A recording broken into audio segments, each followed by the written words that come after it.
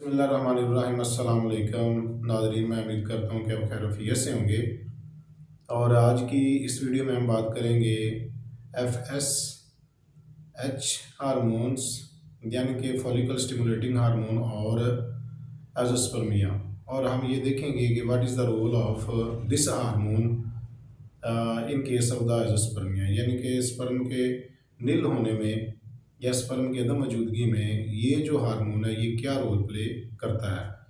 पहली बात तो ये है कि नॉर्मल वैल्यू के बारे में हमें इल्म होना चाहिए कि एक मेल अडल्ट जो है उसके अंदर इसकी वैल्यू 1.5 से लेकर 12.4 MIU पर ml है। अगर इस रेंज के बाहर है कोई वैल्यू तो इट मीन्स ये हार्मोन जो है मेल पर्सन की बॉडी में इम्बैलेंस है। तो हमारे जो ब्रेन है इसके मुख्तलिफ पार्ट्स होते हैं और एक पार्ट का नाम है हाइपोथैलेमस। उसमें एक पिट्यूटरी ग्लैंड होता है, उसकी सिक्रेशन से जो हार्मोन्स हैं वो प्रोड्यूस होते हैं। एक को LH कहते हैं जबकि दूसरा ये फॉलिकल स्टिमुलेटिंग हार्मोन है। अब चूंकि हमारी वीडियो का टॉपिक ये फॉलिकल स्टिमुलेटिंग हार्मोन है और इसका क्या रिलेशन है एज़ोस्पर्मिया के साथ, लिहाजा हम इसी पॉइंट पे रहेंगे। ये जो हार्मोन है ये इसके तीन बड़े मेजर काम हैं। एक तो ये टेस्टिस की ग्रोथ में बड़ा वाइटल रोल प्ले करता है, स्पर्म की प्रोडक्शन के वाले से it is very very important. और फिर स्पर्म की क्वांटिटी को भी मैनेज करता है कि कितने स्पर्म प्रोड्यूस करने हैं। It depends on the FSH यानी कि फॉलिकल स्टिमुलेटिंग हार्मोन्स।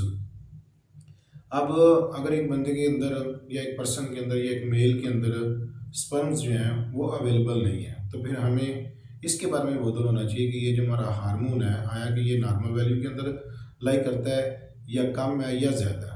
लगा इसके कम होने की वजह से स्पर्म जो है वो डिस्टर्ब होते हैं। तो इट मीन्स जिस बंदे के अंदर स्पर्म कम है या स्पर्म मौजूद नहीं है तो उनके अंदर इस हार्मोन का लेवल मस्ट भी कम होगा। अब ये लेवल कम क्यों होता है, यानी ये हार्मोन डिस्टर्ब क्यों होता है? क्योंकि ये हार्मोन पिट्यूटरी ग्लैंड से पैदा होता है और पिट्यूटरी ग्लैंड जो है वो हमारे ब्रेन के अंदर होता है। लिहाजा कोई भी मेंटल डिजीज़, जहनी बीमारी या हाइपरटेंशन या कोई ऐसी परेशानी जो कि हमारे ब्रेन को के लिए प्रॉब्लम क्रिएट करती है या हमारा ब्रेन या हमारा दिमाग जो है वो किसी भी प्रॉब्लम के अंदर आता है तो ये जो हार्मोन है इसकी क्वांटिटी इम्बैलेंस हो सकती है, इसकी मिकदार में कमी या ज़्यादती हो सकती है। लिहाजा कोई भी आप टेंशन लेते हैं तो आपको ये बात सही में रखनी चाहिए कि इसकी वजह से आपकी जो इनफर्टिलिटी है वो भी पैदा हो सकती है। दूसरी बात ये है कि जहाँ पे इसने रोल प्ले करना है यानी टेस्टिस के अंदर भी कुछ प्रॉब्लम क्रिएट हो सकती है जिसकी वजह से ये जो हार्मोन है ये प्रॉपर अपना वर्क वहाँ पे सर अंजाम नहीं देगा। क्योंकि टेस्टोस्टेरोन हार्मोन जो होता है वो भी मैसेज कैरी करता है to the brain about the quantity of the follicle stimulating hormones. अगर उसने कोई गलत मैसेज कन्वे कर दिया है कि उसकी मिकदार पूरी हो गई है या ज़्यादा हो गई है तो फिर पिट्यूटरी ग्लैंड जो इसकी सिक्रेशन को स्टॉप कर देता है जिसकी वजह से भी इसका बैलेंस ख़राब हो सकता है। अच्छा, एक आम आदमी को इन चीज़ों से क्या है, उसे तो अपने प्रॉब्लम से है या उसे पता होना चाहिए कि मेरे साथ क्या प्रॉब्लम है। तो अगर कोई भी पेशेंट जो एज़ोस्पर्मिया का पेशेंट है या जिसके अंदर स्पर्म्स ज़ीरो है, इट मीन्स उसको ये अपना हार्मोन का लेवल भी चेक करवाना चाहिए। और डेफिनेटली अगर उसके अंदर स्पर्म नहीं है तो इसका लेवल भी कम होगा।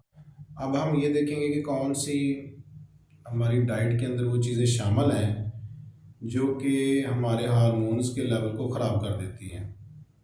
तो उसमें सबसे जो बड़ी वजह है वो फैशन फूड की है, यानी कि फ़ास्ट फूड या कोल्ड ड्रिंक्स, ये सारी चीज़ें हमारे हार्मोन्स के लेवल को ख़राब करती हैं। ब्रायलर गोश्त जो है, मुर्गी का गोश्त, फार्म की मुर्गी का गोश्त भी हमारे हार्मोन्स के लेवल को तबाह कर रही हैं। और हमारी यंग जनरेशन के अंदर जितने भी मसाइल पैदा हो रहे हैं उसकी एक बड़ी वजह ये जो ब्रायलर का गोश्त है वो है। इसके मुकाबले में आप वेजिटेबल का इस्तेमाल करें, फ्रूट्स का इस्तेमाल करें, मिल्क प्रोडक्ट्स, दूध बहुत ही फ़ायदेमंद है इस हार्मोन के लेवल को बेहतर करने के लिए। Fish is also very important to maintain the level of this hormone.